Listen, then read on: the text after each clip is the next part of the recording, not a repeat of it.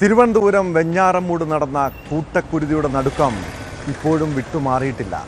കേരളത്തിൽ ഏറിവരുന്ന അക്രമവാസനയുടെ ഞെട്ടിക്കുന്ന നേർസാക്ഷ്യമാണ് അവിടെ സംഭവിച്ചത്. സ്വന്തം അമ്മയെയും സഹോദരനെയും കാമുകിയെയും പോലും കൊല്ലാൻ മടിയില്ലാത്തവണ്ണം മരവിച്ച മനസ്സുള്ളവരുടെ എണ്ണം പെരുകുന്ന ഭയാനകമായ കാഴ്ച. കൊല്ലുന്ന സംസ്കാരം വളരുന്നത് പൊതുസമൂഹവും ഭരണകൂടവും ഗൗരവത്തോടെ കാണണം. വെഞ്ഞാറമൂട് കൂട്ടക്കൊലപാതകത്തിന് കാരണം സാമ്പത്തിക ബാധ്യതയെന്നാണ് അഫാന്റെ മൊഴി.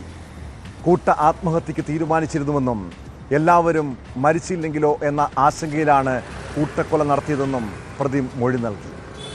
അഫാന്റെ അമ്മ ഷെമിക്ക് മാത്രം 65 ലക്ഷം രൂപയുടെ കടമുണ്ടെന്ന് പോലീസ് സ്ഥിരീകരിച്ചിട്ടുണ്ട്.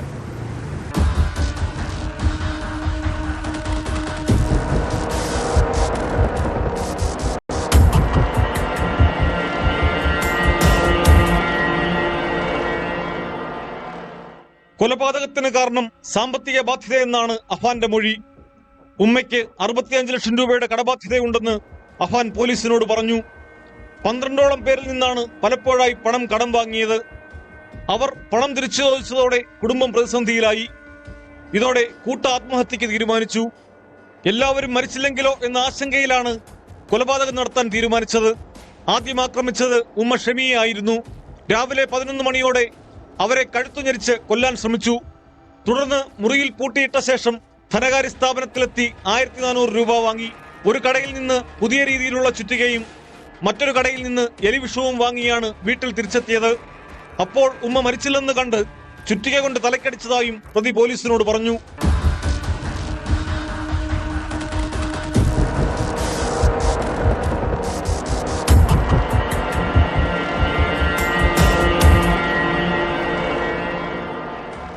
തുടർന്നായിരുന്നു മറ്റു കൊലപാതകങ്ങൾ. എലിവിഷം കഴിച്ചതിനെ തുടർന്ന് തിരുവനന്തപുരം മെഡിക്കൽ കോളേജ് ആശുപത്രിയിൽ നിരീക്ഷണത്തിൽ കഴിയുന്ന അഫാന്റെ മൊഴികളിൽ അവ്യക്തതയുണ്ട്. പിതാവിന്റെ ഉമ്മയെയും പിതൃ സഹോദരനെയും അദ്ദേഹത്തിന്റെ ഭാര്യയെയും കൊലപ്പെടുത്തിയതിന്റെ കാരണവും ദുരൂഹമാണ്. കുടുംബത്തിന്റെ സാമ്പത്തിക ബാധ്യതയുമായി ഇവർക്ക് ബന്ധമില്ല.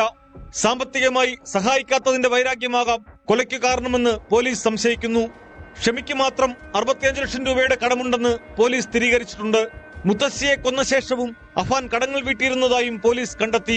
സൽമാ ബീവിയെ കൊന്ന ശേഷം കൈക്കലാക്കിയ മാല പണയം വെച്ച് കിട്ടിയ 74,000 രൂപയിൽ 40,000 രൂപ സ്വന്തം അക്കൗണ്ട് വഴിയാണ് അഫാൻ കടക്കാർക്ക് നൽകിയത്. ബാക്കി പണം ഉപയോഗിച്ച് ഭക്ഷണം വാങ്ങുകയും മദ്യപിക്കുകയും ചെയ്തു.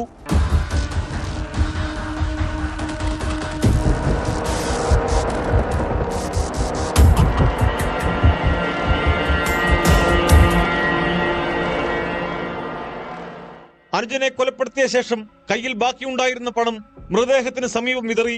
വിദേശത്ത് പിതാവ് കടബാധ്യതയിലായതും അമ്മയുടെ അസുഖവും കുടുംബത്തിന്റെ സാമ്പത്തിക പ്രതിസന്ധി ഇരട്ടിപ്പിച്ചിരുന്നു.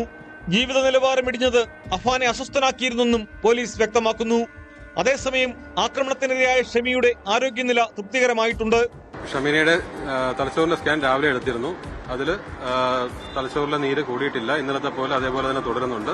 ആളിപ്പോഴും കോൺഷ്യസ് ആണ്, സംസാരിക്കുന്നുണ്ട്, കാര്യങ്ങളൊക്കെ അറിയാം, ബന്ധുക്കളെയൊക്കെ അന്വേഷിക്കുന്നുണ്ട്. വൈറ്റൽസ് എല്ലാം സ്റ്റേബിളായി തന്നെ തുടരുന്നുണ്ട്. ഡോക്ടർമാരുടെ അനുവാദത്തോടെ ഷെമിയുടെ മൊഴിയും വിശദമായി രേഖപ്പെടുത്താനാണ് പോലീസിന്റെ തീരുമാനം. അഫാൻ കഴിഞ്ഞ ദിവസങ്ങളിൽ ഇന്റർനെറ്റിൽ പരതിയ കാര്യങ്ങൾ എന്തൊക്കെയാണെന്ന് കണ്ടെത്താനുള്ള ശ്രമവും പോലീസ് നടത്തുന്നു. അഫാന്റെയും കൊല്ലപ്പെട്ട കാമുകി ഫർസാനയുടെയും ഫോണുകൾ പരിശോധിക്കും. സൈബർ വിഭാഗത്തിന് ഇത് സംബന്ധിച്ച് കത്ത് നൽകിയിട്ടുണ്ട്.